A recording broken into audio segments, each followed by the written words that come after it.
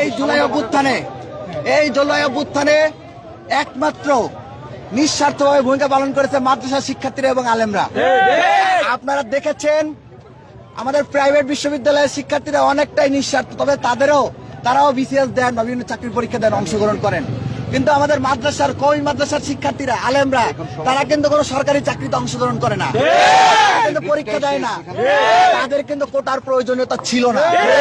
তারপরও তারা শুধুমাত্র আমাদের দিকে তাকিয়ে আন্দোলনে নেমেছেন, যাত্রা বাড়িতে রক্ত দিয়েছেন, সারা দেশে রক্ত দিয়েছেন, সারা দেশের আন্দোলনে সক্রিয় ভূমিকা পালন করেছেন।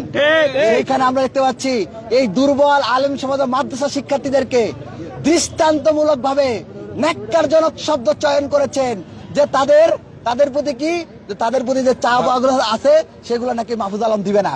এই মাহফুজ আলম, রাষ্ট্র কি তোর বাপের?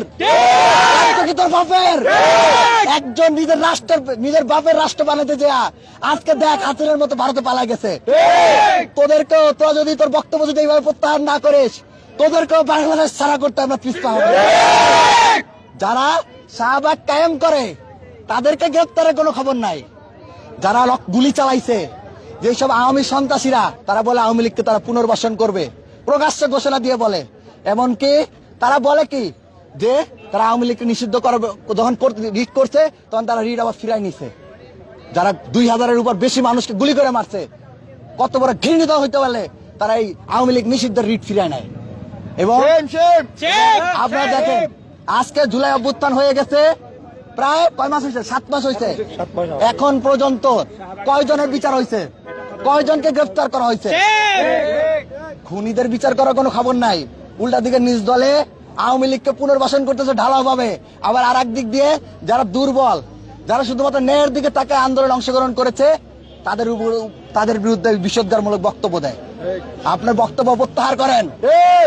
যদি বক্তব্য প্রত্যাহার না করেন, সারা দেশের শিক্ষার্থীদের জন্য মাদ্রাসা শিক্ষার্থীরা আলেমরা যেমন নিঃস্বার্থভাবে নেমে এসেছিল, আমরা সারা দেশের শিক্ষার্থীরা মাদ্রাসা শিক্ষার্থী এবং আলেমদের সম্মান রক্ষার্থে রাজপথে নেমে আসবে। এবং দেখেন কত বড় নির্লজ্জ হইতে পারে এরা। কি করতেছে? একদিকে যারা জুলাই অভ্যুত্থানে সক্রিয় অংশগ্রহণ করছে, রক্ত দিচ্ছে, জীবন দিচ্ছে, শহীদ হয়েছে, তাদের বিরুদ্ধে যেমন কথা কইছে, তাদের বিরুদ্ধে যেমন বলতেছে তাদের অধিকার দিবে না, আবার আরেক দিক দিয়ে কি করতেছে? শাহবাগীদেরকে পুনর্বাসন করতেছে, সৃষ্টি করতেছে, তাদের দিকে তারা সিম্পাথি দেখাচ্ছে, সহানুভূতিশীল দেখাচ্ছে। এবং আজকে যে হামলা হয়েছে, আজকে হামলা কি এটা প্রথম না? 5 আগস্টের পরে এই শাহবাগপন্থীরা, এই লাল সন্ত্রাসীরা বারবার পুলিশের উপর হামলা করছে না? আপনারা দেখছেন যে যমুনাতে যাওয়া আন্দোলনকারীদের নিষিদ্ধ, তারপর বারবার তারা ব্যারিকেড ভাঙ্গা পুলিশকে হামলা করতে উদ্বুদ্ধ করছে। পরবর্তীতে পুলিশের সাথে সংঘর্ষ হয়েছে। প্রথমে হামলা কারা করছে? আপনার প্রত্যেকটা ভিডিও ফুটেজ চেক করেন, কারা পুলিশের উপর হামলা করছে। তাদেরকে তারা রিহ্যাবিলিট করতেছে, পুনর্বাসন করতেছে, তাদের বিরুদ্ধে কোনো কথা নাই। যারা দুর্বল তাদেরকে ঘায়েল করার যত চেষ্টা, কিন্তু এই শাহবাগী শক্তির বিরুদ্ধে তাদের কোনো কথা নাই। মাহমুদ আলম সাহেব, মিডিয়ার মাধ্যমে আপনাকে হুঁশিয়ার করে বলতেছে, আপনি আপনার বক্তব্য প্রত্যাহার করবেন। আপনি যদি আপনার বক্তব্য প্রত্যাহার না করেন, অপেক্ষা করেন কি হয় দেখতে পাবেন। শিক্ষার্থীরা কি করে দেখতে পাবেন।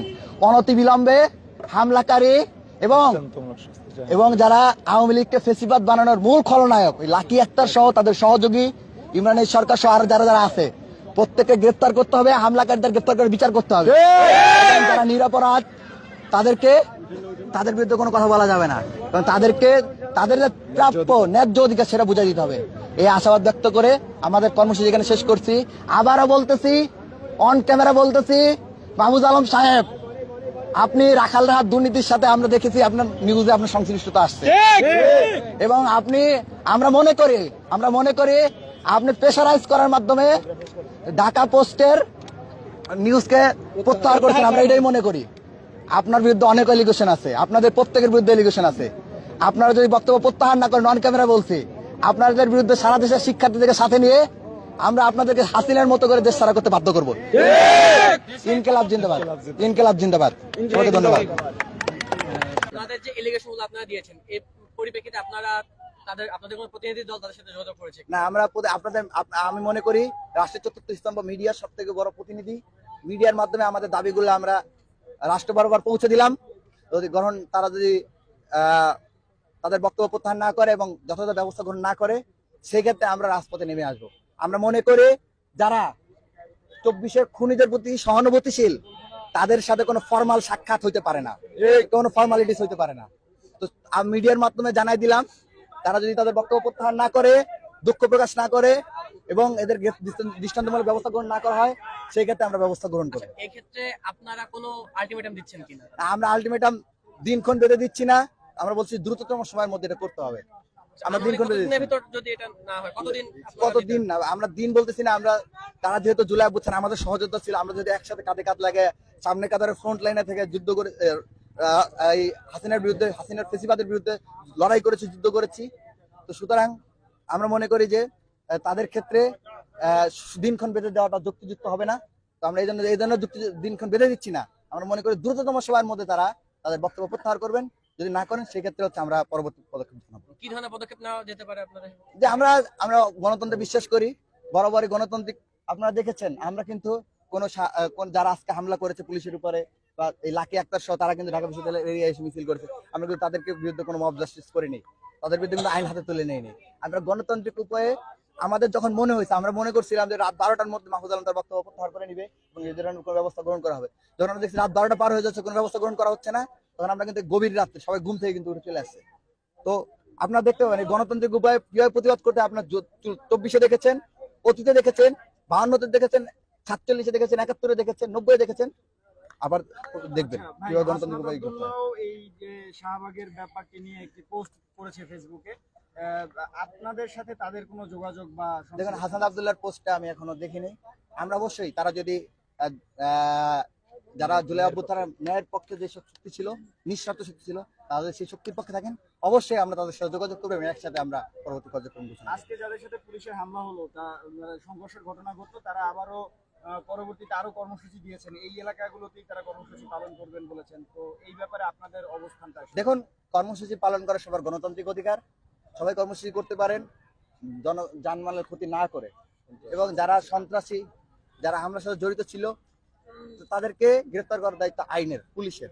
আমরা পুলিশের প্রতি আহ্বান জানাবো, প্রত্যেকের গণতান্ত্রিক রাইট আছে। বাংলাদেশের যারা নাগরিক তারা গণতান্ত্রিক উপায়ে যে কোনো প্রতিবাদ জানাতে পারেন।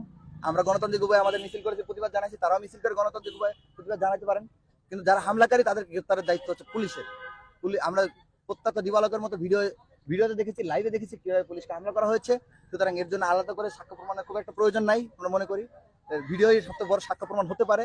সেটার উপর ভিত্তি করে তাদেরকে গ্রেফতার করুন।